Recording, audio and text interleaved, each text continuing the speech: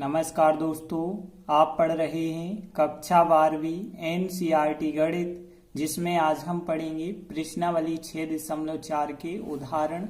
तो देखिए यहाँ पे उदाहरण 21 क्या है। करनी के अंदर 36.6 का सन्निकट ज्ञात करना है और इसके लिए हम अवकल का प्रयोग करेंगे, मतलब अवकलन की सहायता से। तो देखिए हमने आपको बताया था जब प्रश्नावली के सवाल कराए थे कि किसी भी संख्या का हमें यदि सन्निकट मान ज्ञात करना है तो पहले तो उस संख्या को दो भागों में तोड़ना होता है। एक भाग कहलाता है x और दूसरा भाग कहलाता है डेल x। और x ऐसा होना चाहिए जिसकी घात का मान आराम से ज्ञात हो सके, बहुत सफलता के साथ। और फिर इसके बाद देखिए यदि x और डेल x आपके पास ज्ञात हो गए तो फिर हम y बराबर ज्ञात करते हैं। y बराबर क्या होता है, x, और x पे वह घात लगाई जाती है जो क्वेश्चन में लगी होती है। और y ज्ञात करने के बाद डेल y ज्ञात करते हैं। डेल y का फार्मूला dy बटे dx इंटू डेल x होता है। जब y और डेल y आ जाते हैं तो हमारी संख्या का मान y प्लस डेल y के बराबर होता है। तो देखिए उदाहरण 24 से इसे हम कैसे अब सॉल्व करते हैं। तो देखिए हमने लिखा हल। देखिए हमें किस संख्या का मान ज्ञात करना है। करनी के अंदर 36.6। देखिए करनी लगी है, मतलब करनी का मतलब होता है वर्गमूल। तो देखिए अब 36.6 के आपको दो भाग ऐसे करने होंगे जिसमें से एक भाग का वर्गमूल आसानी से निकल आए। तो देखिए इसके निकट यदि हम देखें तो एक तो हम 36 कर देंगे और एक 0.6 कर देंगे।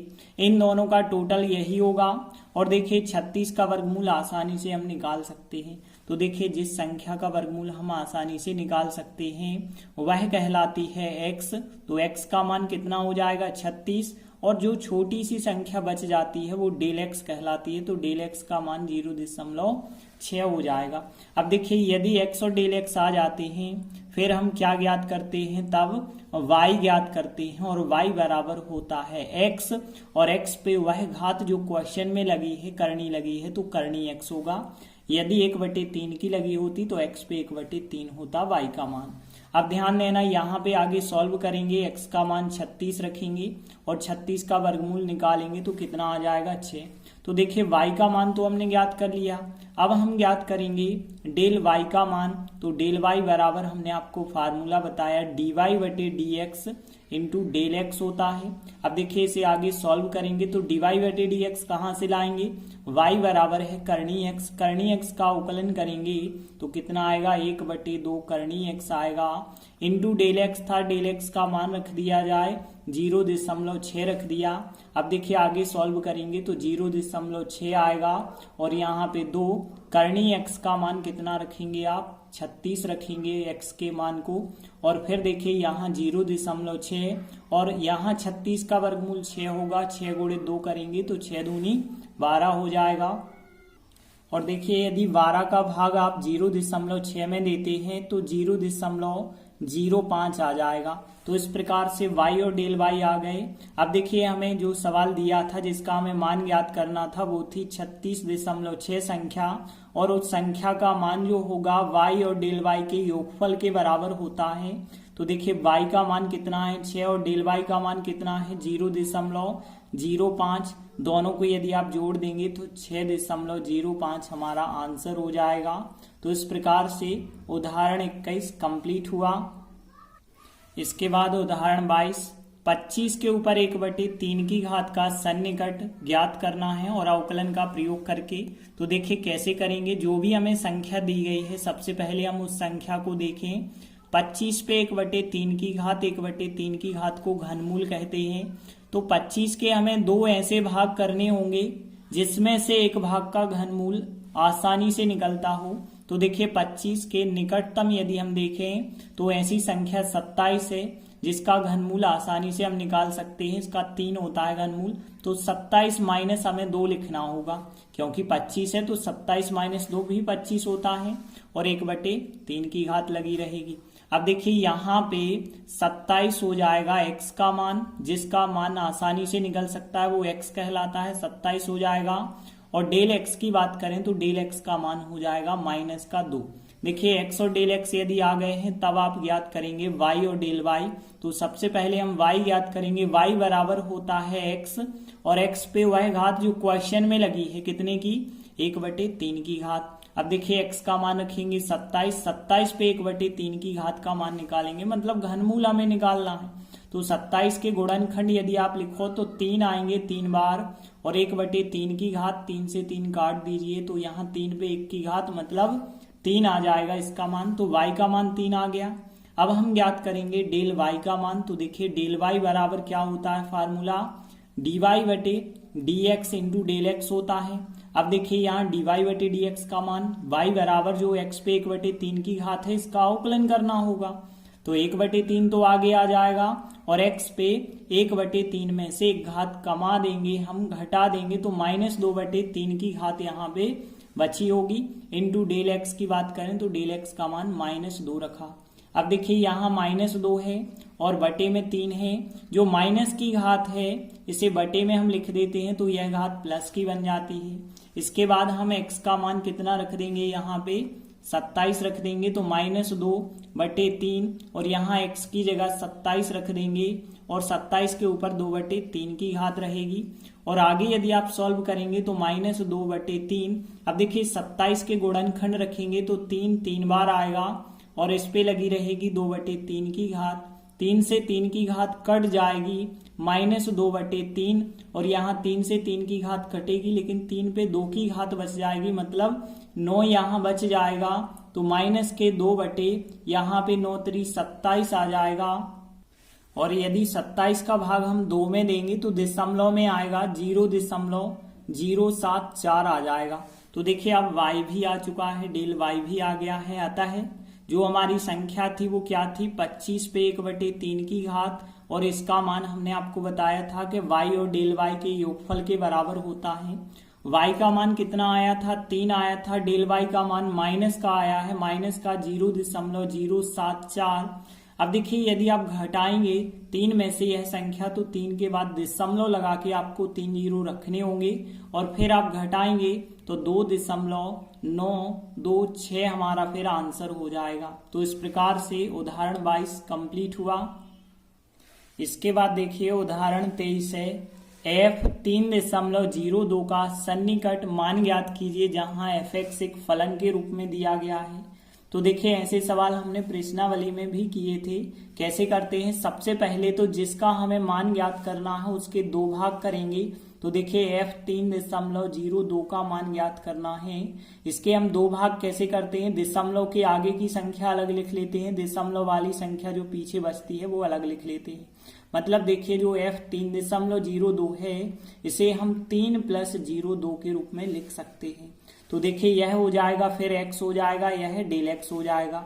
अब देखिए यहाँ कोई घात तो है नहीं, वरना आप कहते 3 किसी संख्या का वर्ग नहीं होता है या वर्गमूल नहीं होता है। तो ऐसी यहाँ पे कोई घात है ही नहीं, करनी लगी ही नहीं है, तो कोई प्रॉब्लम ही नहीं है। तो आप क्या करना कि दशमलव के आगे की संख्या प्लस दशमलव के पीछे की संख्या कर लेना। अब देखिए यह हो जाएगा x का मान और यह हो जाएगा डेल x का मान, तो x भी हो गया और डेल x भी हो जाएगा। और x और डेल x हो गए तो आप पहले ज्ञात करेंगे y और फिर ज्ञात करेंगे डेल y। तो देखिए y बराबर ज्ञात करेंगे और y बराबर क्या होता है, जो फलन हमें दिया जाता है, मतलब y बराबर अभी हम लेते आए हैं x, लेकिन x ना होके यहाँ पे लेना होगा fx, क्योंकि इसमें एक फलन दिया है। और fx की जगह fx का मान रख देंगे और x का मान 3 है तो x की जगह 3 रखते चलेंगे और आगे सॉल्व करेंगे तो y का मान कितना प्राप्त होगा, 45 प्राप्त होगा। अब देखिए y तो हमने ज्ञात कर लिया, अब हम डेल y ज्ञात करेंगे। तो डेल y कैसे ज्ञात होगा, तो देखिए हमने फार्मूला पढ़ा था, डेल y बराबर क्या होता था, dy/dx इंटू डेल x होता था। अब देखिए यहाँ पे यदि हम बात करें तो dy/dx क्या होगा, देखिए यहाँ y बराबर जो फलन है वो fx है, तो यहाँ पे जो dy/dx होगा उसे हम f' कहेंगे। तो देखिए फिर डेल y बराबर फार्मूला जो होगा क्या होगा, f' इंटू डेल x होगा। तो फिर हमने देखिए यहाँ पे फार्मूला लगाया, डेल y बराबर f' इंटू डेल x। अब देखिए f' मतलब इसका अवकलन करना। तो देखिए 3x वर्ग का करेंगे 2x, तो 3 दूनी 6x होगा, 5x का किया तो 5 हो जाएगा, 3 का 0 हो गया। और डेल एक्स का मान 0.02 रखा। अब देखिए एक्स का मान कितना रखना है आपको 3, तो यहाँ 6 3 18 और 5 यहाँ पे हो जाएंगे और 0.02 लिखा। अब देखिए आगे सॉल्व किया तो 6 3 18 5 23 हो गए, तो यहाँ 23 इंटू यह संख्या और 23 का गुणा 2 से करेंगे, 23 दूनी 46 आ जाएगा, मतलब 0.46 आ जाएगा। तो देखिए y भी आ गया, डेल y भी आ गया। अब हमें जिस संख्या का मान ज्ञात करना था हम लिखेंगे, अतः 3.02 का जो मान होगा वो y प्लस डेल y के बराबर होगा, इन दोनों के योगफल के बराबर होगा। y का मान 45 और डेल y का मान 0.46 रखेंगे और दोनों को यदि आप जोड़ के लिखेंगे तो 45.46 हमारा आंसर हो जाएगा। तो इस प्रकार से उदाहरण 23 भी कंप्लीट हुआ। इसके बाद देखिए उदाहरण 24 से x मीटर भुजा वाले घन की भुजा में 2% वृद्धि के कारण घन के आयतन में सन्निकट परिवर्तन हमें ज्ञात करना है। देखिए अब हमें क्या ज्ञात करना है, ध्यान से समझना। हमें ज्ञात करना है आयतन में होने वाला सन्निकट परिवर्तन। देखिए यदि हम बात करें तो डेल y का मान आपको पता है क्या होता है, dy बटे dx इंटू डेल एक्स होता है। यह कहलाता है y में होने वाला सन्निकट परिवर्तन। अब हमें y की जगह आयतन में सन्निकट परिवर्तन ज्ञात करना। आयतन को यदि v से दर्शाएं तो यहाँ पे हमें डेल भी ज्ञात करना होगा, और डेल भी क्या होगा, y की जगह भी कर दो तो यहाँ y की जगह भी कर देंगे, dv बटे dx होगा इंटू डेल एक्स होगा। अब देखिए डेल एक्स क्या कहलाएगा, भुजा में होने वाली वृद्धि या कमी को कहेंगे हम डेल एक्स। तो देखिए यहाँ पे घन की भुजा जो है x मीटर दी गई है, तो हमने लिखा दिया है घन की भुजा x मीटर है। अब डेल एक्स का मान फिर कितना हो जाएगा, जो भुजा x है उसमें 2% जो वृद्धि हो रही है वो डेल एक्स हो जाएगी। तो फिर डेल एक्स का मान क्या होगा, जो भुजा x है उसमें 2% वृद्धि, मतलब यहाँ x में 2% वृद्धि का मतलब है x का 2%। और x का 2% कैसे निकालेंगे, का मतलब गुणा होता है और 2% मतलब 2/100 होता है। तो x का मतलब गुणा कर दिया, 2% मतलब 2/100 और x का 2 से गुणा कर दो तो 2x/100 आ जाएगा। अब देखिए हमें निकालना क्या है, घन के आयतन में होने वाले सन्निकट परिवर्तन को ज्ञात करना है। तो हमने लिखा अतः घन के आयतन में होने वाला सन्निकट परिवर्तन, मतलब हमें डेल v का यह फार्मूला लगाना होगा। तो देखिए डेल v बराबर क्या होता है, dv बटे dx into del X. Del X का मान तो है आपके पास, लेकिन यहाँ पे dv बटे dx कैसे निकालेंगे, आपको आयतन का मान तो पता नहीं है। तो घन का आयतन क्या होता है, तो देखिए घन का आयतन होता है v बराबर x घन, और x घन का यदि आप अवकलन करेंगे x के सापेक्ष तो कितना हो जाएगा 3x वर्ग, और डेल x का मान कितना है 2x/100। अब देखिए यहाँ 3 से गुणा कर दीजिए तो 3 दूनी 6 हो जाएगा और x का घन आ जाएगा और बटी कितना आएगा 100, और 100 से यदि आप 6 में भाग देंगे तो 2 अंक बाद दशमलव आ जाएगा, मतलब 0.06 और x घन आ जाएगा। अब देखिए यहाँ पे डेल भी है मतलब आयतन, तो आयतन की इकाई क्या लिख देंगे आप, मीटर घन लिख देंगे। तो इस प्रकार से उदाहरण 24 कंप्लीट हुआ। इसके बाद देखिए अगला 25वां उदाहरण है। एक गोले की त्रिज्या 9 सेंटीमीटर मापी जाती है जिसमें 0.03 सेंटीमीटर की त्रुटि है। इसके आयतन के परिकलन में सन्निकट त्रुटि ज्ञात करना है। तो देखिए यहाँ भी हमें डेल भी ज्ञात करना है। डेल भी का फार्मूला हम यह लगाते हैं, लेकिन ध्यान देना यहाँ x के रूप में सवाल नहीं होगा, क्योंकि यदि आप गोले की त्रिज्या को r मान के चलेंगे तो फिर डेल भी का जो फार्मूला होगा क्या होगा, dv बटे dr होगा इंटू डेल r होगा। तो ध्यान देना यदि हम त्रिज्या r मानेंगे तब आपको डेल भी का फार्मूला यह लगाना होगा। इसमें डेल आर का मान क्या होगा, देखिए 0.03 सेंटीमीटर जो दी गई है वो डेल आर का मान हो जाएगा। तो देखिए हमने लिखा हल, मान के चल रहे हैं गोले की त्रिज्या आर है, इसलिए डेल आर का मान कितना हो जाएगा 0.03 सेंटीमीटर। अब देखिए हमें ज्ञात क्या करना है, गोले के आयतन के परिकलन में सन्निकट त्रुटि ज्ञात करना है, मतलब डेल भी ज्ञात करना है। तो देखिए हमने लिखा अतः गोले के आयतन के परिकलन में सन्निकट त्रुटि बराबर, अब देखिए डेल भी बराबर हम फार्मूला लगा देंगे। तो फार्मूला क्या हमने बताया है, dv बटे dr इंटू डेल आर। अब देखिए डेल आर का मान तो आपके पास है, लेकिन dv बटे dr का मान तो है नहीं, तो सबसे पहले तो आपको भी पता होना चाहिए, भी मतलब गोले का आयतन पता होना चाहिए। तो गोले का आयतन क्या होता है? तो देखिए गोले का आयतन भी बराबर होता है 4/3 पाई आर घन, और यदि हम इसका आर के सापेक्ष अवकलन कर देंगे तो dv/dr आएगा। तो देखिए इसका अवकलन क्या होगा, 4/3 पाई तो अचर पद है, आर घन का बस हमें करना होगा, तो आर घन का 3r वर्ग हो जाएगा। तो देखिए यहाँ पे हो गया 4/3 पाई, अचर पद था, आर घन का किया 3r वर्ग, और डेल आर का मान कितना है 0.03। अब देखिए यहाँ 3 से 3 तो कट जाएगा, 4 पाई आर वर्ग बचा होगा और यह संख्या बची होगी, 4 का गुणा कर देंगे तो 4 तेरी 12 हो जाएगा। मतलब डेल भी बराबर कितना आ गया 0.12 पाई आर वर्ग आ गया। लेकिन देखिए क्वेश्चन में कहा गया था कि यदि गोले की त्रिज्या 9 सेंटीमीटर रहती है तब क्या होगा। तो देखिए हम इसी में कितना रख देंगे, त्रिज्या का मान 9 रखेंगे, तो जब आर बराबर 9 सेंटीमीटर हो, तो यहाँ पे हमने लिखा जब आर बराबर 9 सेंटीमीटर हो तो डेल भी बराबर 0.12 पाई, आर वर्ग मतलब 9 का वर्ग हो जाएगा।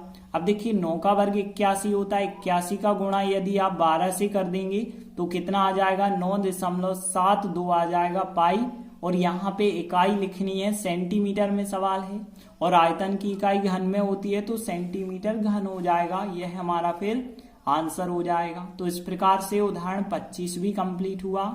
इसी के साथ हमारे सभी उदाहरण कंप्लीट हुए और हमारी यह प्रश्नावली यही समाप्त होती है। धन्यवाद।